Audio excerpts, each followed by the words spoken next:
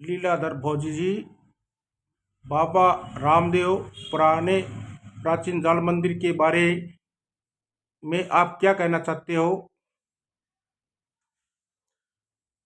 सूरतगढ़ में बाबा रामदेव प्राचीन जाल मंदिर जो वार्ड नंबर 10 में बना हुआ है, इस रामदेव बाबा मंदिर के प्रांगण में साल में 2 बार मेला भरता है और चंदा, दान तथा झूला, मनोरंजन स्थल के जैसे झूला आदि से है वो काफी आमदनी होती है। 10, 15, 20 लाख रुपए है वो सालाना आमदनी, ये नॉर्मल रूटीन में आती है।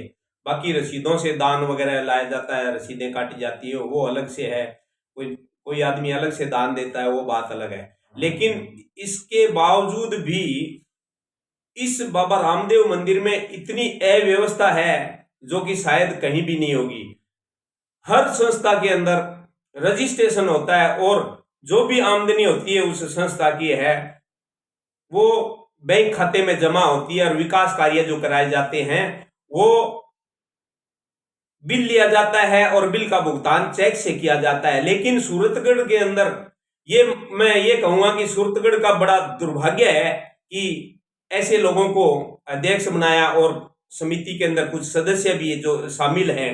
मैं तो ये कहूंगा कि इन लोगों ने कोई गलती नहीं, जानबूझ के ऐसा काम किया है, ये अनभिज्ञ नहीं है। 12 साल से है वो बाबा रामदेव मंदिर के इस संस्था के अध्यक्ष बने हुए थे। 12 साल से कोई रजिस्ट्रेशन नहीं किया और बैंक खाते तक नहीं खुलाया। फिर बोल रहे हैं कि हमने 75 लाख की जो आमदनी हुई है वो लगाया। तो 75 लाख की आमदनी आप सोचो कि इनके कहने के मुताबिक, मानो ये ईमानदारी से किया है, लेकिन इनके कहने के मुताबिक 75 लाख रुपए इनकी जेब में रहा और ये उस पैसे से, मंदिर के पैसे से बिजनेस करते रहे।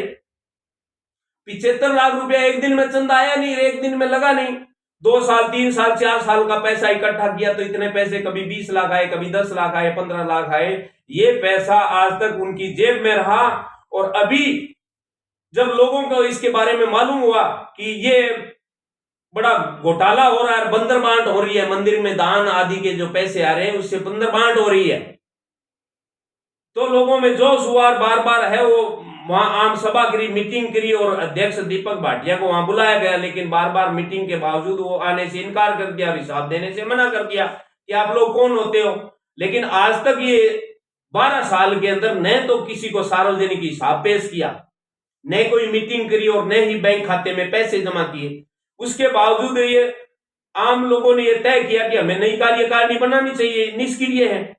क्योंकि पहले जो सदस्य थे तो कुछ तो निष्क्रिय होकर पहले घर बैठ गए और कुछ इनके कारनामों के कारण ये घोटालेबाजी होने लगी। तो कुछ लोग है वो इस कारण से कि हम लोग बदनाम होंगे, इस कारण से वो कुछ लोग इनको छोड़ के और समिति को, और वो लोग छोड़ के घर बैठ गए। लेकिन कुछ लोग जिनको इसके अंदर बंदरबांट का माल मिलता था वो लोग साथ में रहे और वो लोग ये ऑब्जेक्शन करते रहे कि क्यों मीटिंग हो, क्यों हम हिसाब दें।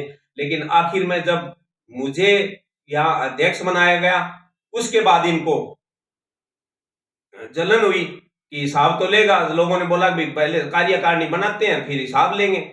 तो कार्यकारिणी बनाया और उसमें पहले मुझे संयोजक बनाया गया, स्थायी संयोजक बनाया। फिर अगली बार मीटिंग करी कि अध्यक्ष चुनाव करते हैं, दोबारा अध्यक्ष भी मुझे ही चुन लिया आम जनता ने। फिर जो बंदरबांट करते थे उनके जलन हुई और 23 तारीख को अपने अपने निजी आदमियों को बुलाकर हिसाब दिया, बता रहे हैं, जिसमें बोलते हैं कि 75 लाख रुपया आमदनी का बताया जो है, कितना पैसा उसमें लगा ये किसी को कोई मेन हिसाब तो है नहीं, न बैंक खाते में है। और 8,42,000 रुपए अभी शेष अध्यक्ष महोदय के पास बचे हुए हैं जो उनके पास अभी घर में रखे हैं। बोलो, ये यहाँ का इतिहास है। जनता सोच रही थी कि सही काम चल रहा होगा, बैंक खाते खुले होंगे। ये नहीं कह सकता कि भाटिया जी को मालूम नहीं है, क्योंकि ये अरोड़ वंश के अध्यक्ष है, वो भी संस्था चला रहे हैं, तो इनको सब मालूम है कि रजिस्ट्रेशन भी होता है, पैसे भी बैंक में जमा होते हैं।